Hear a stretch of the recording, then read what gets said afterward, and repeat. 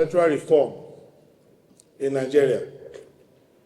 There are a few things that I want us to bear in mind. Reform or deform. There is no way to stay static in nature. If you refuse to reform voluntarily, you'll be deformed by the circumstances around. If you listen to Nigerians, we have democratized grievances. So when an ordinary Nigerian who has been praying and working for the fusion of our democracy to come to them, when they start complaining, those who have been in government since 1999 have also learned that they too should start complaining. So if you listen to my learned friend who just left here, Governor Rotimi Amechi, or Minister Rotimi Amechi, or Speaker Rotimi Amechi, or aspirant Rotimi Amechi, he complained bitterly about why we didn't do reform, why the common people are not trying enough, why all the leftist movement, all the labor movement, all the civil societies have failed. And he's very embittered by that. But I will say that, given our history, we were not supposed to have militant organizations. Those who have had the privilege to preside over the affairs of Nigeria cannot blame Nigerians for not killing them, burning their houses, doing revolution against them. You cannot say because Nigerians happen to be gentle people and we have learned from the lessons of history that we can gradually put pressure on ourselves to be better and that we should not resort to drastic revolutionary measures. That is not enough to say that these institutions have not been working. I salute member of ASU, I salute member of the NLC, and TUC and other labor unions.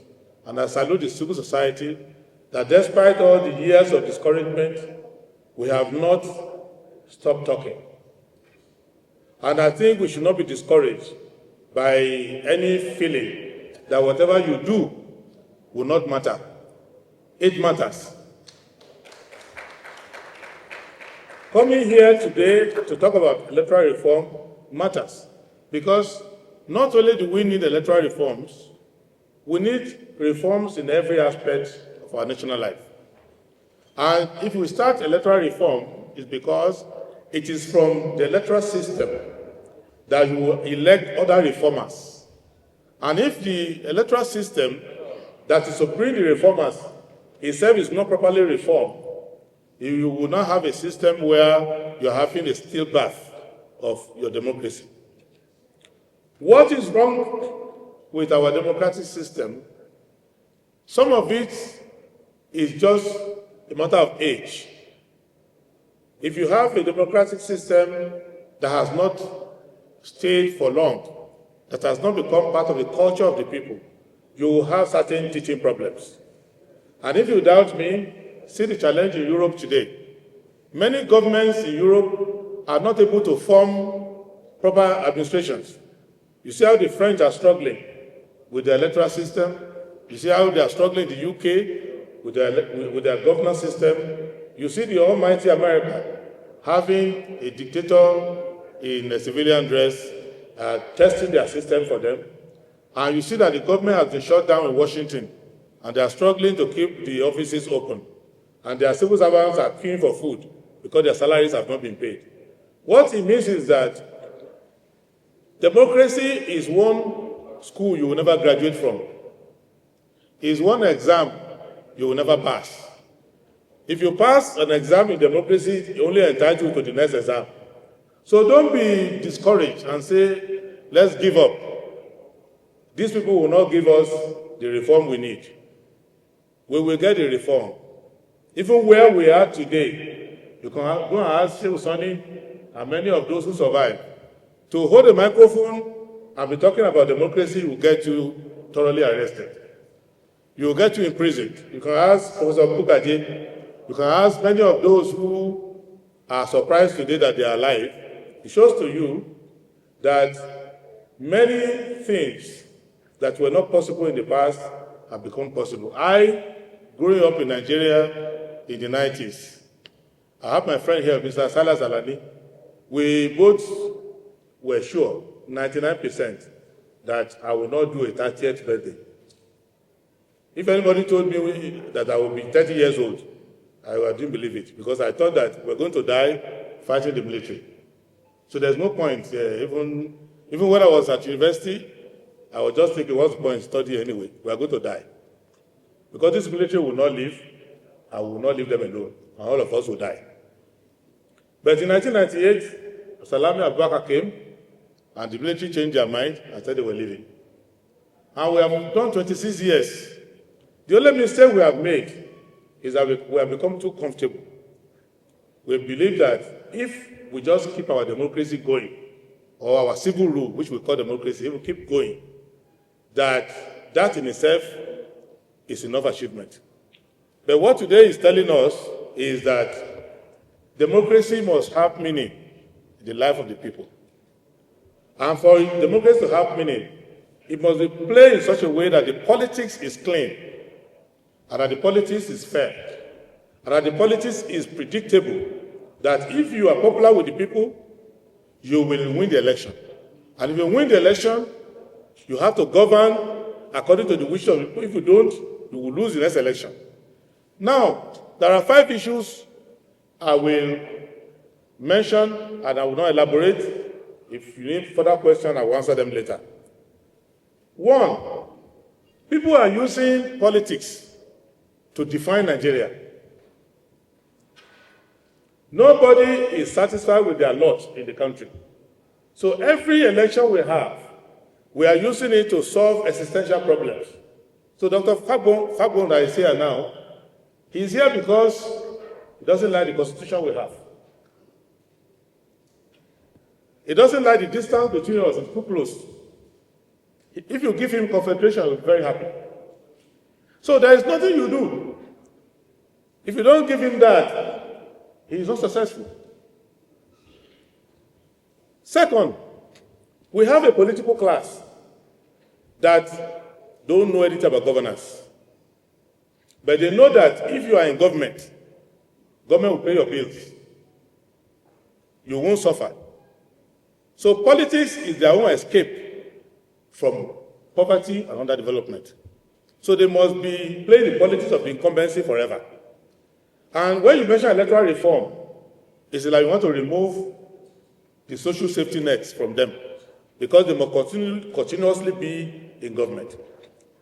The third problem we are facing is that we have a restless generation that has been denied every benefit of citizenship.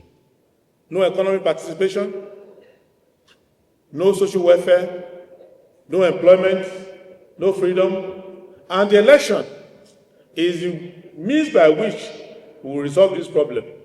But some of them, what do? They believe that, well, during the election time, at least these politicians will need me. So whatever they give me, I will collect from them. And they don't want to come forward to push. The fourth problem we have is the problem of sentiments that have no bearing on governance. Anytime we sit down in a seminar like this, people are talking about Nigeria's problem, they will be eloquent about it. But when we start our politics, it is sentiment we use to do our politics. It is the turn of the south. The sun rises from the east, so it should set in the west. And all these geography lessons. And then we go to religion. The president is Muslim, the Christian must be fired, all sorts of things. And every election season, it becomes that. Then the last problem we have, which is the one I think we should pay attention to. People want to be in a good country without being good citizens.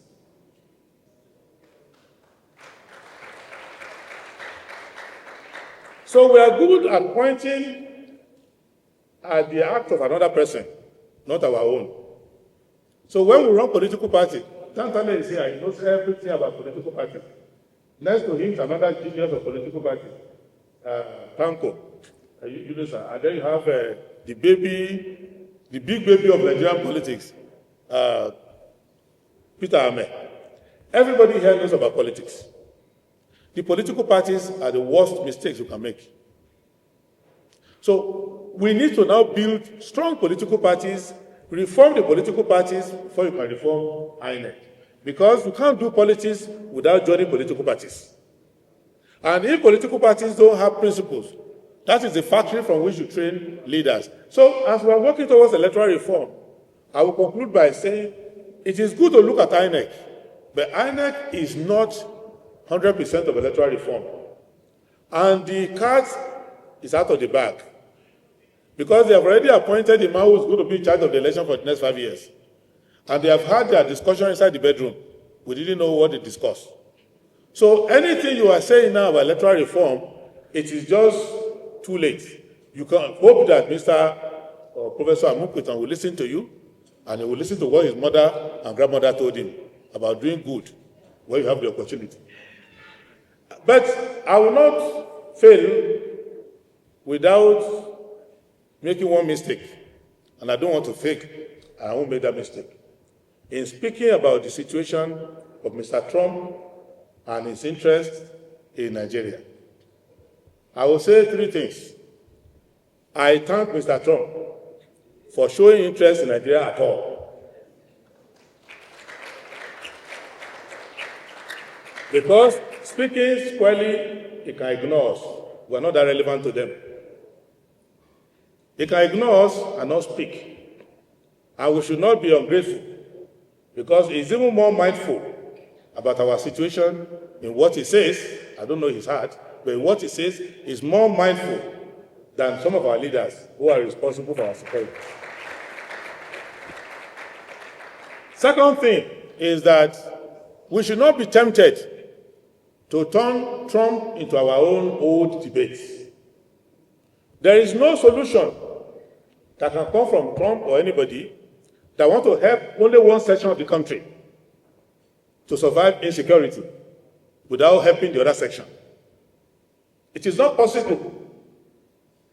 Even the Pope cannot do it. To come and rescue Christians in Nigeria and not rescue Muslims or rescue other people. So we must not use the Trump intervention as a basis to litigate our hatred for each other or our old grievances. It should not become a Christian, Muslim, whatever debate. It's an insecurity question. So we must, if anybody wants to come and help us, that methodology means that you want to help every Nigerian. You cannot help one person or the other. It's not practicable. It's not possible. Lastly, our government should be in shape. And they should use that shape to solve the problem. Trump will not come if Mr. President Bola Ahmed Tinubu says, in the next 30 days, nobody will be killed again.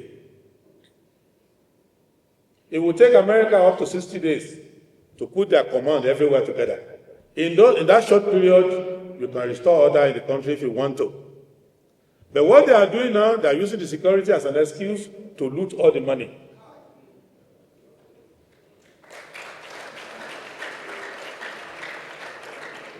The Nigerian armed forces, the way I know them, they can protect the whole of West Africa if you let them do it. But they cannot protect their own barracks if you say they should not do it.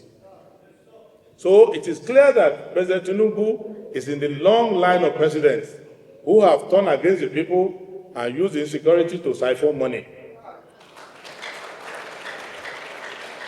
So it is good that justice is coming to him now, because he was one of those embassies that went to Barack Obama to cry that Goodluck Jonathan was killing the people. Now his judgment has come to the house of Tinubu.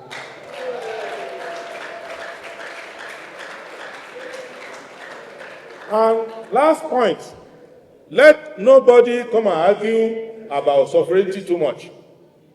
Sovereignty is true, but under international law, of which I am a postgraduate in international law, sovereignty that conflicts with international humanitarian law will be ignored. That's why we have the Warsaw Convention and all of that. That's why they try leaders for war crimes. The fact that you have sovereignty over your people doesn't mean you can kill them as you like or neglect them as you like. And to give a more personal example, where was sovereignty when President Tinubu said he wanted to invade Niger? If he could be dreaming of invading Niger, Mali and Burkina Faso, because they did military coups there, why can somebody not invade him? Because he's neglecting his people. So in conclusion, let us put fire to the feet of our government to protect us. Let us be grateful to the international community talking about us. But if we, as I prefer, decide to solve the problem at home, Muslim, Christian, enemies, whatever, we must come together. You cannot deny, if there's no way I can be told to deny that certain communities in Nigeria feel genocided and attacked. Why do I say so? It's a subjective thing. In the last 2 years, I've contributed money to repair, rebuild up to 50 churches. So, I have comforted over 1,000 dead. Go to any of these churches, I have gone there quietly without carrying camera. You can go and ask all the leaders. So it is not today that Trump told me that people are feeling genocided. And I have met with also leaders of certain ethnic groups in certain places. I've had Fulanis telling me that in certain communities, the other groups want to kill them. And they're running after their cattle, roasting their cattle, trying to kill them. So in Nigeria, the question of whether there's genocide or not is not a debate that the government can be discussing. If your people are losing their lives in dozens, you already failed the primary assignment of governance, and we should not waste our time debating the issue. The solution to that problem is that President Tinubu can use the bullet to kill the terrorists or use the pen to resign. Thank you. That was a very thought-provoking one. I think Prince deserved another round of applause. If not a standing ovation. Soul-searching and of course. Thank you very much, Prince.